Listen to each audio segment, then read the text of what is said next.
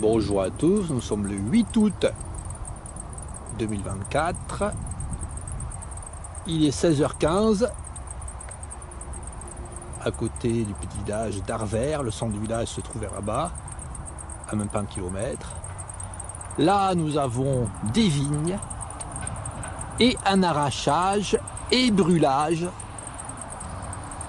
des vignes. Donc ils font des grands tas de 2 ou 3 mètres de hauteur.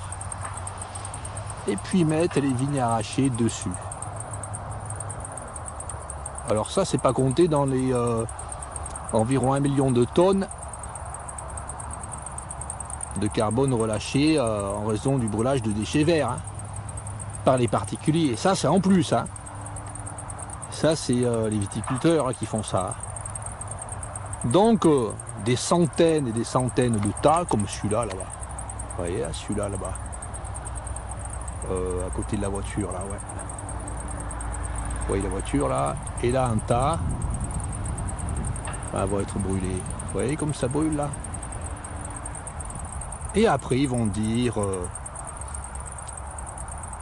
taxe carbone, équilibre carbone, compensation carbone, carbone, carbone, carbone, carbone. Tout le temps dans les informations, à la télé, dans les journaux. Mais en fait, ils font que ça, faire des feux partout, à la campagne. Et après, ils vont parler de particules fines, etc. Là, il y a un vent latéral, là. Et cette fumée, là, va vers le village. Bon, les gens, bon, ils la ferment. Tout le monde la ferme. Personne ne dit rien. Parce que, il faut brûler, il faut faire des feux. Et c'est quasiment le discours inverse de ce qui est dit dans les médias où il y a compensation carbone, etc. Donc, foutage de gueule maximal.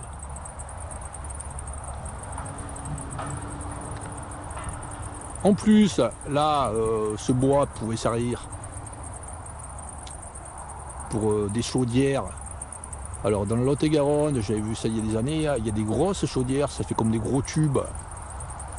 Ça fait comme des gros tubes, je sais pas, comme un gros tube couché par terre qui fait 5 mètres de diamètre sur 20 mètres de longueur. Ce sont des chaudières qui fonctionnent avec du gaz, un petit peu de gaz, et surtout des granulés de bois. Avec ça, là, avec les vignes, on ne pourrait pas faire des granulés de bois. Quitte à les brûler, on ne pourra pas faire quelque chose qui puisse fournir de l'énergie. Dans le Lot-et-Garonne, ils font des tomates en hiver. Ils pourraient faire des tomates en hiver dans le Lot-et-Garonne, plus, au lieu d'importer des tomates depuis l'Espagne. Non, Griffrère préfère faire des feux partout. Voilà la débilité extrême partout en France. Nous étions à Arvers, à côté des feux de tas de vignes. Alors juste à 500 mètres, à environ 50 mètres après le pont qui passe par-dessus la N89, qui fait la jonction Bordeaux-Libourne, vers là-bas. Là, la petite route minuscule est très belle sur le côté, très fleurie. Alors nous avons des fleurs de salicaire. Je vais poser mon vélo sur le côté là. Il n'y a pratiquement pas de voiture, mais bon. Là, je la mets bien sur le côté, je ne vais pas s'écraser. Là, énormément de fleurs de salicaire. Cette plante fait partie de la famille des lytracées. Il y a peu de plantes de la famille des lytracées. Alors, comme plante cultivée, il y a la grenade, le grenadier. Donc ces fleurs sont extrêmement butinées, comme on peut le voir. Là, des papillons, le papillon le souci, là. Plein de papillons butinent. Alors il n'y a pas que ces plantes là. Alors il y a aussi des abeilles qui butinent. Il y a également du liseron des haies. Là, ce plante c'est le liseron des haies. Avec ces grandes feuilles là. Plante nourricière pour le papillon, le sphinx du liseron. Il y a également plein de menthe, une espèce de menthe là, dont les fleurs sont extrêmement butinées hein, par les abeilles. Ça sent très bon. Hein. Là, on voit plein d'abeilles. Hein. Ben, vous voyez toutes ces fleurs là, sur des kilomètres hein, de ce petit chemin là. Un petit chemin extrêmement peu employé. Hein. Elles sont un peu fréquentées par les voitures. Ben, toutes ces fleurs là, des milliards de fleurs, hein, risquent d'être broyées du jour au lendemain. Je ne sais même pas pourquoi ils n'ont pas broyé là. D'autres années, ils sont venus broyer n'importe quand là. Donc la passion française, c'est détruire la nature, détruire les fleurs. Là, il y a plein de bourdons. Hein. Là.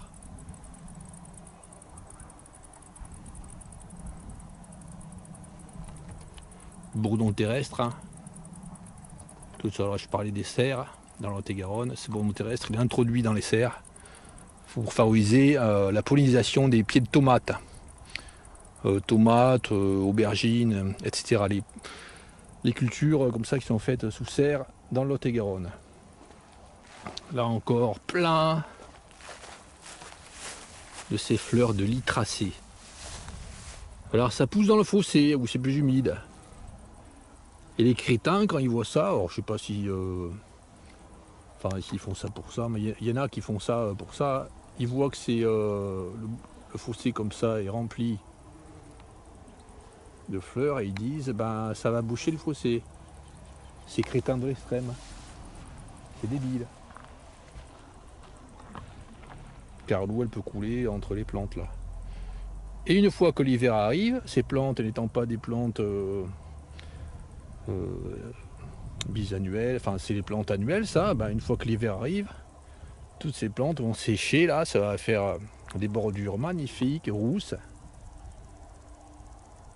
Puis après l'année suivante ça va pousser.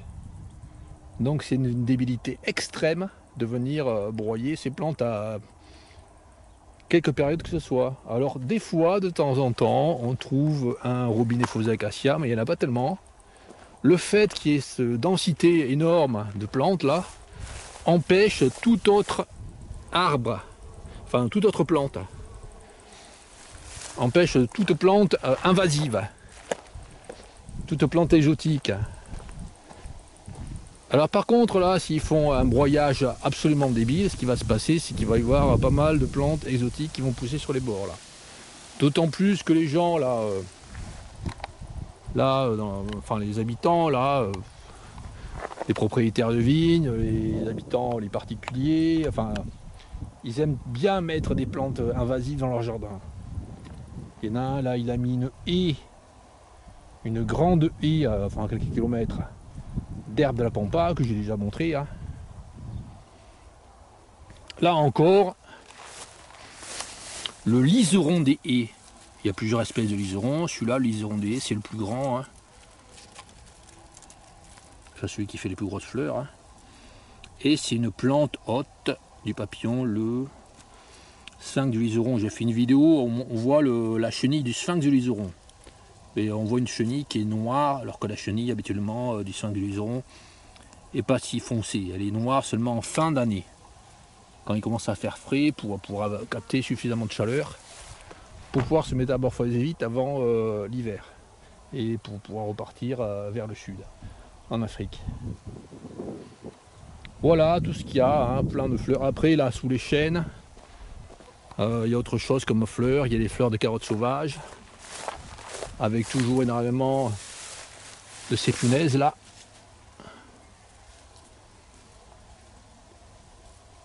Toujours ces punaises dessus. Bon, ça marche pas tellement avec la caméra là.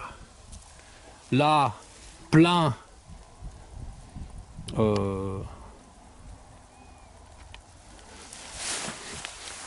plein de centaurées noires, plein de fleurs de carottes sauvages. La possibilité de vie de plein de papillons. Hein. Là, des papillons qui butinent encore. Bon, c'est quoi celui-là là?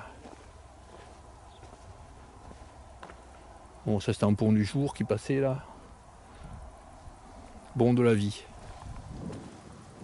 De la vie, mais peut-être éphémère là.